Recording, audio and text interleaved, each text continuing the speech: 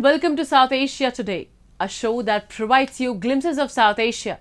I'm your host, Shivangi Mishra. Let's begin with the headlines first. Indian PM Modi vision for growth echoes worldwide at vibrant Gujarat Global Summit. Activists worldwide express solidarity with Baloch protesters. And renovated Miyako fish market in Japan's Iwate attract buyers and sellers. Let's begin the show.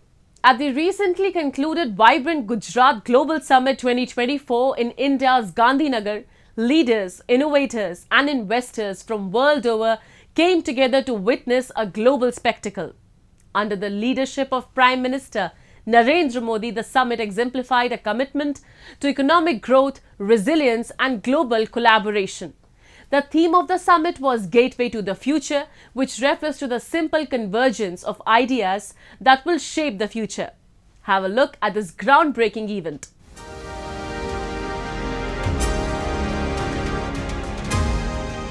The much-anticipated Vibrant Gujarat Global Summit 2024 was recently held in India's Gujarat state with an aim to boost business alliances, forming strategic partnership and to promote sustainable development worldwide. Leaders from across the globe participated in the three-day summit, which added to its international flavor.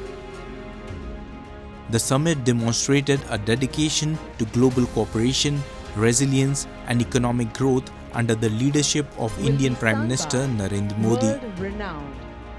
It was more than just a meeting, it was a congregation ground for ideas that would shape the future.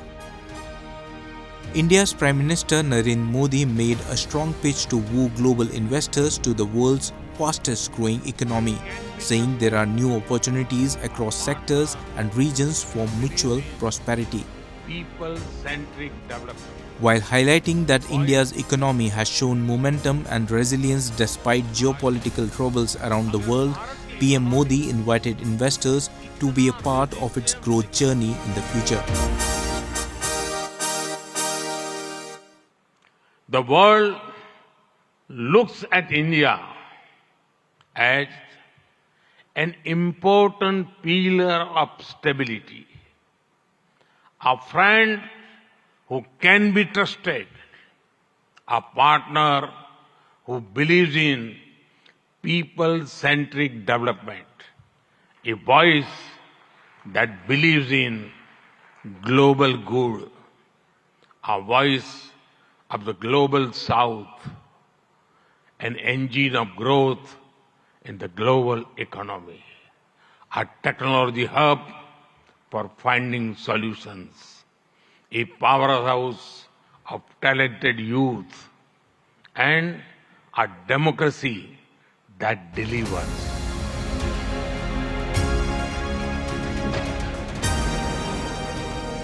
The three-day mega event, which was based on the theme of Gateway to the Future, witnessed several path-breaking initiatives and decisions. Leaders discussed strategies to boost global economic growth, enhance financial stability and promote inclusive recovery. Indian PM Modi's pitch at the Vibrant Gujarat Global Summit comes months before he seeks a third term in national elections, in which the economy is a central issue, and also as global businesses look at India to diversify supply chains beyond China. He also highlighted that world looks at India as a powerhouse for talented youth, a technology hub for finding solutions, and a democracy that delivers, and the country is on its way to becoming the third largest economy in a few years. During the summit, Adani Group chairman Gautam Adani said that Indian conglomerate Adani Group will invest $24 billion in 5 years in the green energy and renewable energy sectors in the western state of Gujarat. Over the next 5 years, the Adani Group will invest over rupees 2 lakhs crore in Gujarat, thereby creating over 100,000 direct and indirect jobs PM Modi, on the sidelines of vibrant Gujarat Global Summit, also held many bilateral engagements with world leaders and investors. The summit provided a unique opportunity for networking, dialogue, and the exploration of potential collaborations between Gujarat and various countries. The plans were announced during the vibrant Gujarat Global Summit, where thousands of chief executives, investors, and diplomats have gathered for the 3-day biennial event. We discussed about our investment in India, expanding it. We are acquiring industrial lands. We are going to put manufacturing ourselves. We will invest in manufacturing in various areas in India. We are actually going to move some of the high-tech industry somewhere where we have today to India, because India has better facilities.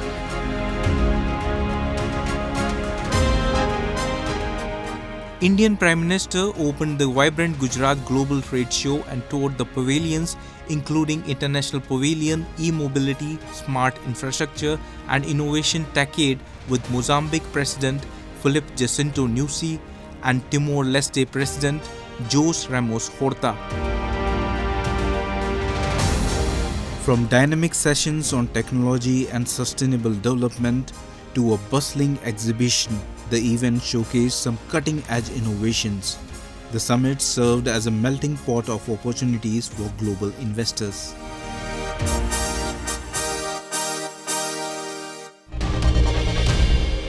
The protest against Pakistan's atrocities on Baloch people has reached the White House. Members of the Balochistan diaspora staged protests outside the White House against Pakistan. Moreover, the activists from Baloch, Sindhi and Pashtun community in Canada and Germany also participated in demonstration to express their solidarity with the thousands of protesters who are raising their voices in Pakistan against the extrajudicial killings and enforced disappearances. Our report. Last year on October 29, 20 years old Baloch Mullah Baksh was abducted from his home in Balochistan's Turbat by men in civilian clothes. His family filed a missing complaint with the police but did not hear for nearly a month despite protests on the street. He was eventually presented in a court in Turbat on November 21. Baloch looked weak, as if he was beaten and threatened.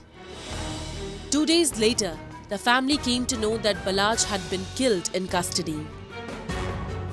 His death contributed to the escalation of protests in Balochistan and marches to Islamabad.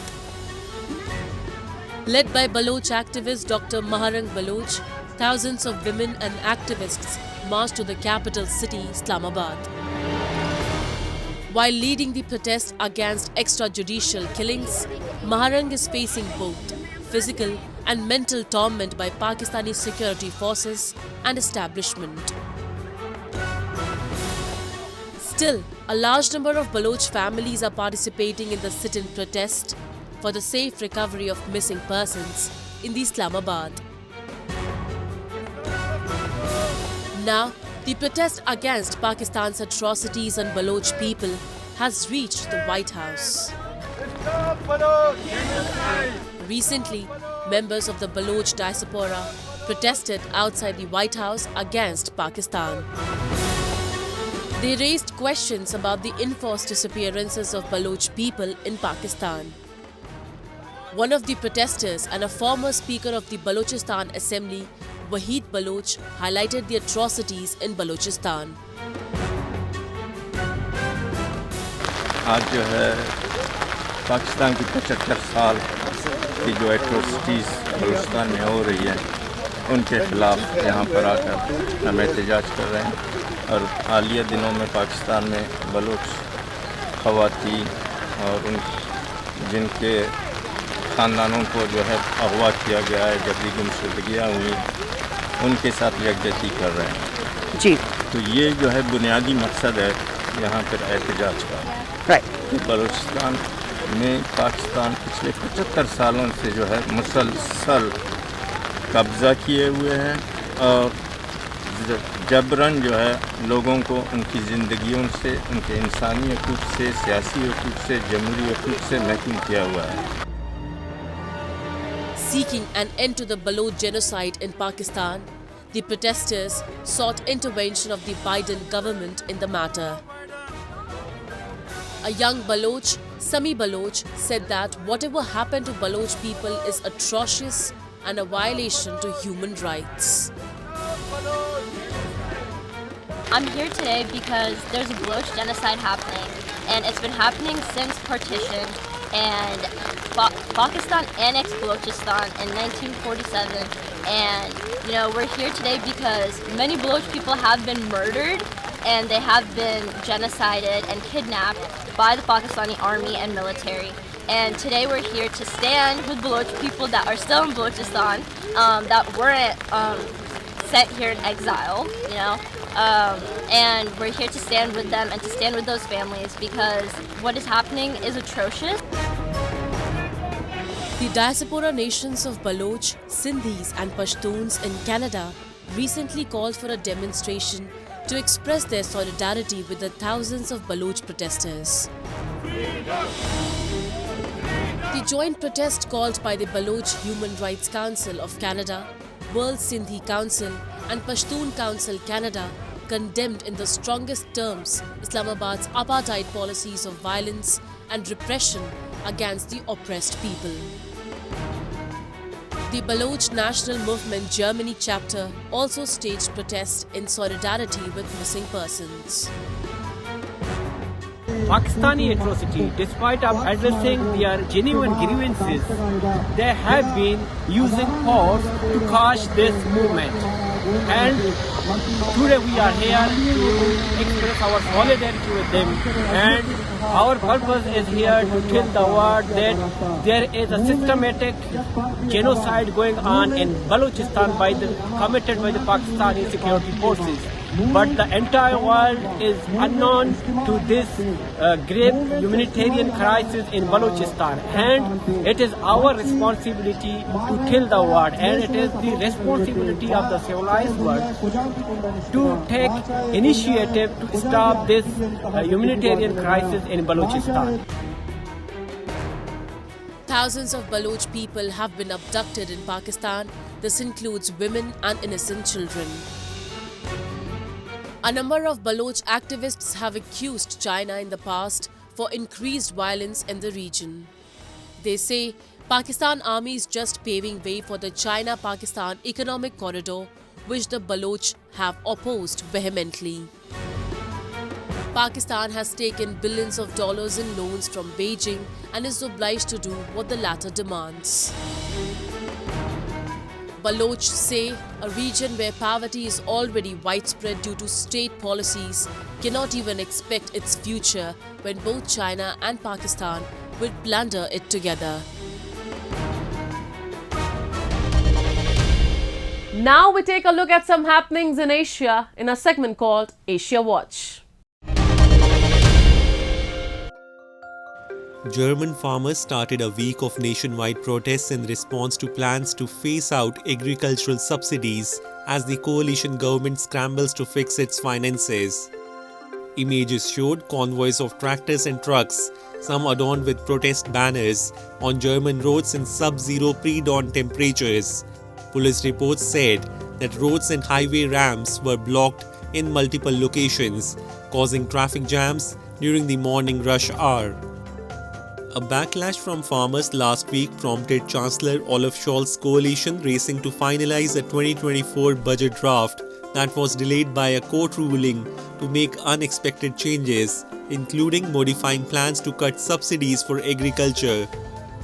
Rather than abruptly ending the farmers' tax break on agricultural diesel, the subsidy will be reduced by 40% this year, by 30% in 2025, and will end from 2026. The government also dropped plans to abolish the preferential treatment in vehicle tax for forestry and agriculture. Colorful kites of different shapes and sizes dotted the skyline of India's western Ahmedabad city as over 150 participants battled to outdo each other at the week-long International Kite Festival. Participants from more than 70 countries like Tunisia, Ukraine, Denmark, France and England, among others, took part in the festival. Spectators were left spellbound by kites in shapes of a horse, monsters and cartoon characters. Kite-bearing pictures of Hindu Lord Ram temple in Ayodhya town also grabbed eyeballs at the event. The festival comes ahead of Hindu harvest festival of Makar Sankranti. People fly kites in the run-up to the festival, celebrated every year on January 14. Makar Sankranti also heralds the coming of spring. A Nepali man who thousands believed was the reincarnation of the Buddha and who drew international attention as a teenager has been arrested over allegations of rape and sexual abuse. The Central Investigation Bureau of Nepal Police said they arrested 33-year-old Ram Bahadur Bomjon on Tuesday from a house on the outskirts of Kathmandu where he had been hiding. They also confiscated 30.3 million Nepali rupees and 3.092 million foreign currencies from Buddha Boy's residence in Kathmandu. As a teenager, Bomjon became known as Buddha Boy, and he made international headlines in 2005 after followers said he could meditate motionless without any water, food or sleep for several days. He drew more than 100,000 people to the dense forests of southeastern Nepal to see him sitting cross-legged beneath a tree. Moving on. A buyer tour for seafood to the Fukushima and Sanriku areas was arranged by the Japan External Trade Organization. Here at the meeting point of warm and cold current lies an abundance of fisheries resources. Also in March 2011, the tsunami struck the coastal region of Iwate in Japan. There is a large tide embankment that was constructed to prevent tsunami damage. Recently, a newly renovated market gets ready for digital gear. Have a look. The Japan External Trade Organization organized overseas buyers tour for seafood to Fukushima and Sanriku. The speciality of seafood found in this region is unique as warm and cold currents in the sea converge. Buyers from the USA, Canada and Singapore took part in the event. 三陸地方というのはですね、寒流と暖流がちょうどミートする場所で非常に魚種もたくさんありますし、そして山から来るミネラル分が海に流れ込んで、養殖も非常に盛んでございます。海外からバイヤーの方をお呼びして漁場を見てもらい、市場も見てもらって、魚を味わって、ぜひ、ご自分の国に持ち帰っていただくというふうなことで今回企画をいたしました。Oma tuna fish is the speciality of Aomori area. It is famous the world over. This is now too fresh to evaluate it because it's very, very fresh. It goes to some to Japanese restaurants, some to high-end French, Italian restaurants. Maintaining cold chain is crucial to maintain freshness of seafood. The foreign buyers also experience the large 45-degree freezer used to store fish. A nuclear power plant accident and an earthquake struck Fukushima in 2011. However, seaweed aquaculture is well established in its creek. The season for harvesting seaweed has advanced from spring to early winter due to global warming, and fresh nori seaweeds are found in calm environments. この海苔もね、出荷できるようになったのが2018年からということで、やっぱ7年も続いたんですね。いや、本当皆さんご苦労されてきたんだろうなっていう、事業者さんの思いも含めて皆さんに説明して購入していただけるような流れを作っていければなとは思ってます。Maruri Foods, a seaweed company, introduced their products to foreign buyers. どのような食べ方だとかレシピっていう部分をイメージさせないと一番分かりにくいんだろうなと思いまして、海外でも使えるようなパスタですとかピザですとかいろんなカルパッチョとかイメージが湧きやすいような提案をしようと思っていますね。海外にどんどん展開していきたいなっていうのは気持ちはございます。Sellers are inspired to think creatively and to develop globally appropriate marine products by the advice of overseas buyers. This enthusiasm is the symbol of recovery in Fukushima Prefecture.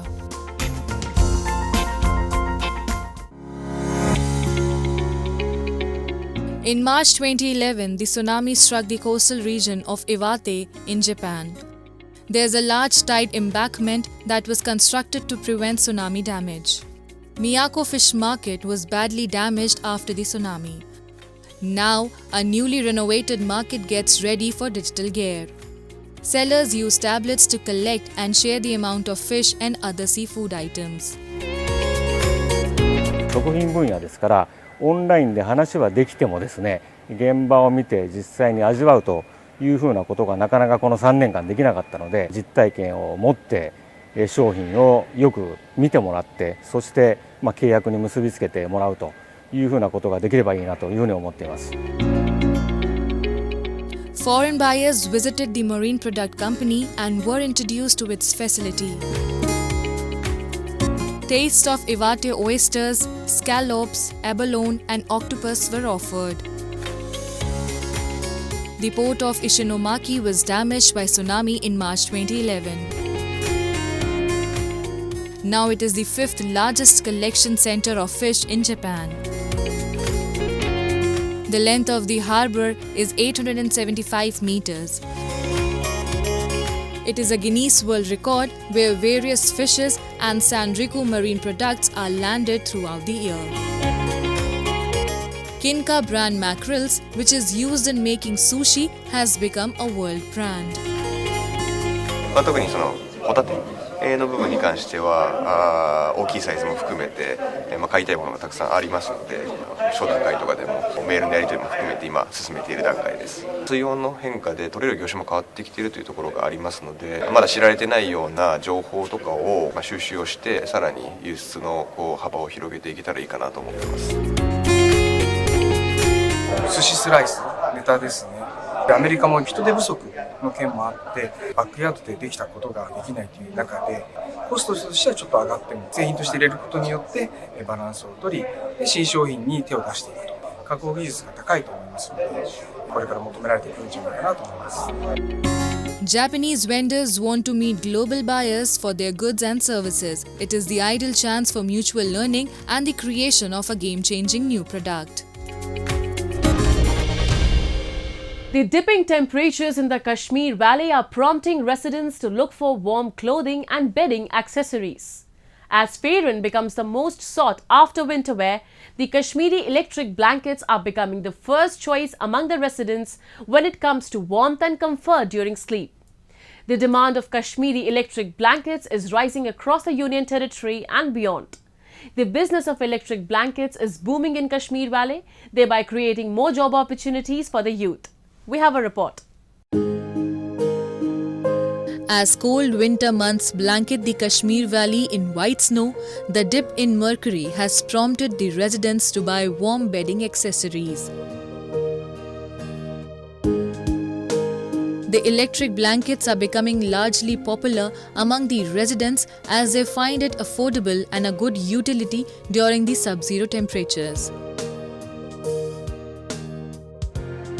To cater to the rising demands of electric blankets, several manufacturing units have doubled their production in recent months.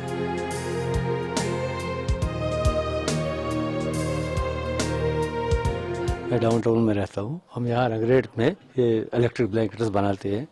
तकरीबन हम 10, 12, 14 सालों से बनाते हैं। हमारा अल्लाह का शुक्र है, काम बहुत अच्छी है। इसमें रोज़ बरोज़ इसके ये डिमांड बढ़ रही है और हम इसमें डबल भी बनाते हैं, सिंगल भी बनाते हैं, हमाम भी बनाते हैं। The rising demand of electric blankets has brought cheers to the workers of manufacturing units as their earnings have increased.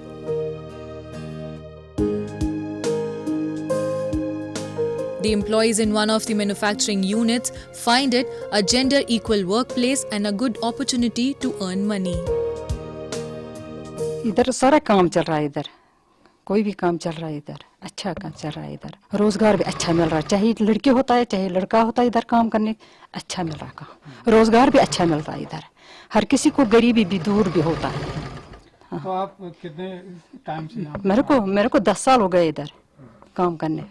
10 साल। लड़की के लिए कितना अच्छा है? अच्छा है, सारी लड़की है इधर भी, चाहे लड़कों भी काम करा चाहे लड़की भी काम करा, अच्छा है। हाँ, हर किसी को रोजगार अच्छा मिल रहा है। The market of electric blankets have risen ever since the businesses have started selling blankets that are handmade and manufactured in the country itself.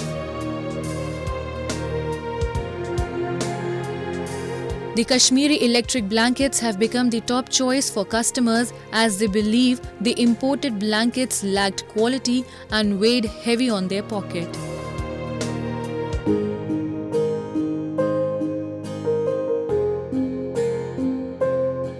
In recent years, many small industries have boomed in Kashmir. Be it Kashmiri Firan that has become a style statement during winters or the indigenously produced electric blankets.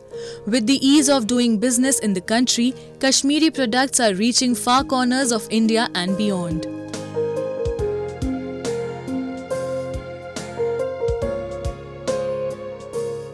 The booming market is also giving lots of job opportunities to the youngsters who are keen on riding the wave of development in the Union Territory.